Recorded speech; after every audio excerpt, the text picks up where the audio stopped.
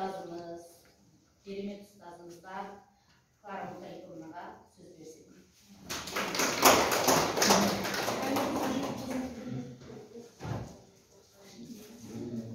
Құрметті әріптестер, сіздерді келе жатқан 2022-23 оқу жылымен шын жүректен құттықтаймын. Сіздерге шығармашылық табыстарды тілеп, жақсы күшпен, өзіңдердің ынтамен мектепке келіп, жақсы көңіл күймен бастап жаңа жылды, жақсы көңіл күймен, жақсы жетістіктермен аяқтауға тілекті білдіремін. Құрметті әріптестер, алдыңғы күні Алматы облыстың орталығы Қонаев қаласында облыстық білім беру қызметкерлерінің тамыз конференциясы өткізілді. Соған Астанадан білім ағартушы министрі Асхат Қанатович Аймағамбетов келіп, сол жерде үлкен жиналыста, салтанатты жиналыста, салтанатты түрде облыстың ең жақсы істейтін, ең өзінің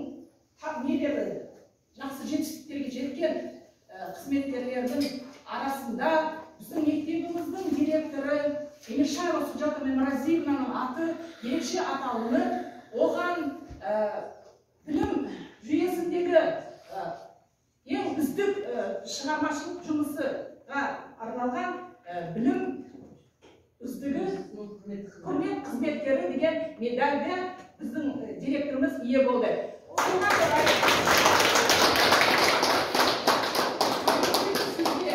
Суджата Меморазиевна, ең жақсы сөздерді арнап, сізге жақсылықтарды айтып, табыстарды тілеп, денсаулық тілеп, осындай істеуге сізге құттықтау болсын.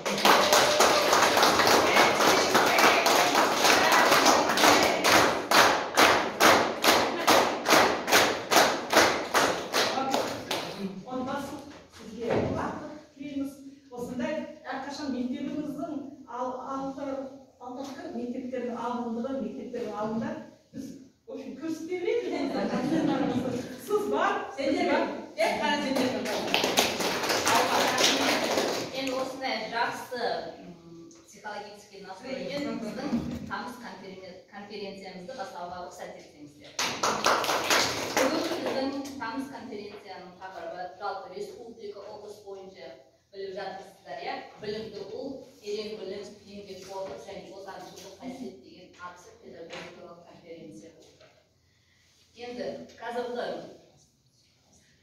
сіздердің назарларыңызды аудару үшін, барлықтарыңызда ұялы телефон бар, иә? Енді осы телефонға қарамай, маған айтып беріңіздер, осы ұялы телефонның бұрышында не бар? Оң жақтағы бұрышта.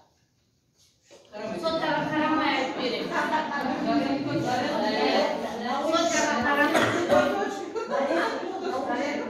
Наушник деп ойлайды. Және на правой стороне. Зарядка.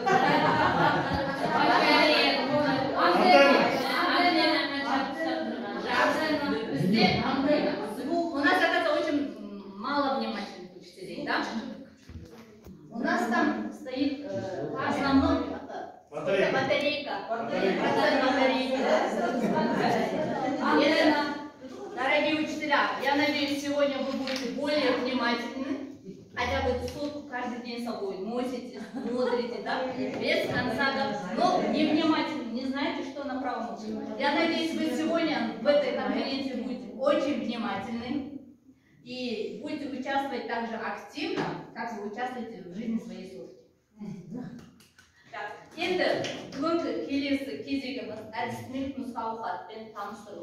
Оның қандай ерекшеліктері бар, оны бізге бүгін жас маман және ағылшын пәнінің мұғалімі Мадина Рукинқызы таныстырады.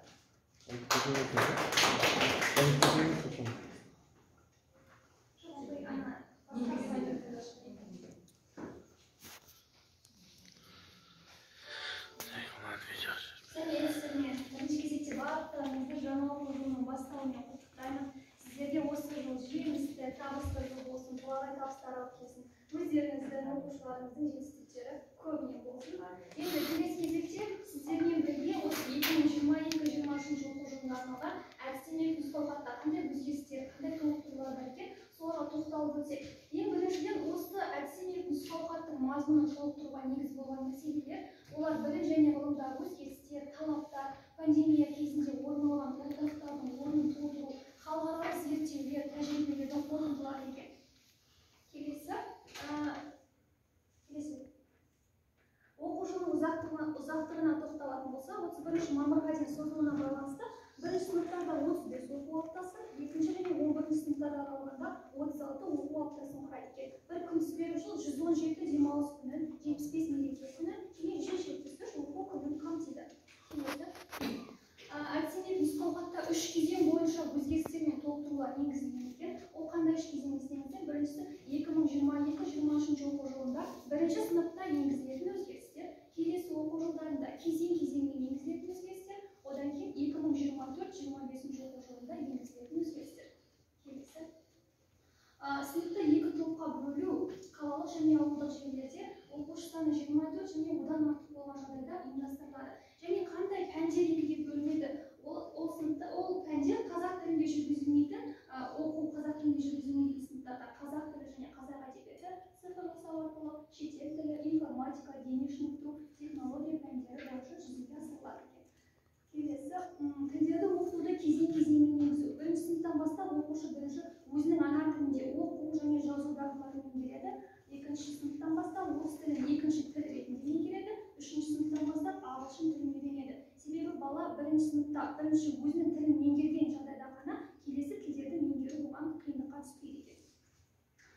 Бірінші сыныпта көркем еңбек пәнінің бөлімі дейді. Бірінші сыныпта көркем еңбек пәні еңбекке баулу және бейнелеу өнері пәндерінің бөлімі екен. Келесі 2024-2025 оқу жылынан бастап қандай өзгерістер енгізіледі екен? 5-6 сыныптарда көркем еңбек пәні технология және бейнелеу өнері пәндеріне бөлінеді. 7-9 сыныптарда көркем еңбек пәні технология пәні деп өзгертіледі. Және оқыту қазақ тілінде жүргізілмейтін 5-11 сыныптарда қазақ тілі және әдебиеті пәні қазақ тілі және қазақ әдебиеті пәндеріне бөлінеді. Сол секілді оқыту орыс тілінде жүргізілмейтін 5-11 сыныптарда орыс тілі мен әдебиеті пәні орыс тілі және әлем әдебиеті оқу пәндеріне бөлінеді. Сонымен қатар 5-11 сыныптарда дүние жүзі тарихы, әлем тарихы пәні болып өзгертіледі. 9 сыныпта география пәнінің атауы география, Қазақстан географиясы пәні болып өзгертіледі. Және 5-11 сыныптарда өзін-өзі тану пәні сағаттары вариативті компонентке беріледі. Және 2024-2025 оқу жылынан бастап мектептерде 3-ші сыныптан бастап аптасына 3 сағат көлемінде ағылшын тілі пәні оқытылады. Келесі сатылап енгізілетін өзгерістерді бұл жерде бірінші сыныптар, екінші сыныптар, үшінші сыныптар топталған екен. 2022-2023 жылында атап өткеніміздей балалар бірінші өзінің ана тілінде білім алады және көркем еңбек пәнін екіге бөлінуі туралы айттық. Және математика пәнінің оқу жүктемесі 1 сағатқа көбейтіледі. Өзін-өзі тану пәні үлгілік оқу жоспарынан алынып, вариативті компонентке беріледі. Ал 23-24 оқу жылында екінші сыныптар үшін бұл жерде екінші сыныптарда орыс тілі пәні енгізілетіні айтылған. Және 24-25 жылы үшінші сыныптар үшін бұл жерде үшінші сыныптан бастап ағылшын тілі пәні енгізілетіні баса назар аударылған. Келесі және бұл жерде патриотизм және жаһандық құзыреттер курсы 2-11 сыныптарға енгізіліп отыр. Бұл жерде 2-4 сыныптарға арналған өзінің 4 білікті қамтиды. 5-9 сыныптарда да өзіндік юниттардан тұрады. 10-11 сыныпта патриотизм және жаһандық құзыреттер курсы деп енгізілген. Және атаулы даталарға, атаулы күндерге тоқталатын болсақ, бұл жерде Қазақстан Республикасының мемлекеттік рәміздеріне 30 жыл, Мәншүк Мәметованың 100 жылдығы, Роза Бағланованың 100 жылдығы, Сұлтан Бейбарыстың 100 жылдығы, Біріккен Ұлттар ұйымына кірісуге 30 жыл, Ахмет Байтұрсыновтың 150 жылдығы, Әзілхан Нұршайықовтың 100 жылдығы, Талғат Бигелдиновтың 100 жылдығы және Қазыбек бидің 325 жылдығы. Сонымен қатар енді осы әдістемелік нұсқаулықта енді айтып отырғандай инклюзивті білім беруге назар аударылып отыр, ерекше білімді қажет балаларға. Сол орай оқу бағдарламаларын да осы ерекше білімді қажет ететін балаларға ғана бейімдеп отыр екен. Сонымен қатар осы әр пәнде сабақта жұмыс жүргізген кезде де құндылықтарға баса назар аудару керектігі айтылған. Енді келесі кезегі математика пәні мұғалімінің қолдауына беріледі. Тақырыбы оқушылардың саналы сауаттылығын қалыптастырудағы мектептің рөлі. Және құрметті ұстаздар ұялы телефондарыңызды өзіңізге блокнот жасаңыздар. Күрделі жасамай қойыңыздар. Бахрам.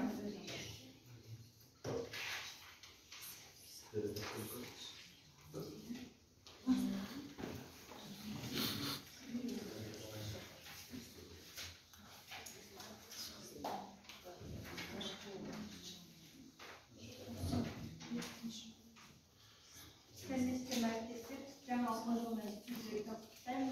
Сіздерге денсаулық, жақсы жетістіктер тілеймін. Бүгінгі оқушылардың функционалдық сауаттылығын қалыптастырудағы мектептің рөлі.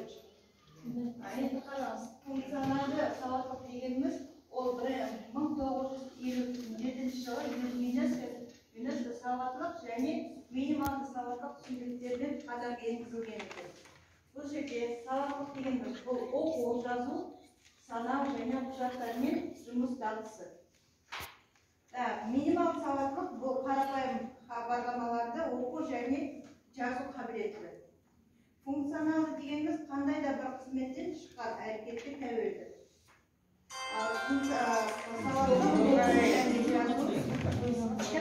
Санай білу, грамматикалық және стилистикалық қателердің болмауы, қажетті қандай да бір салада мәліметтерді игеру.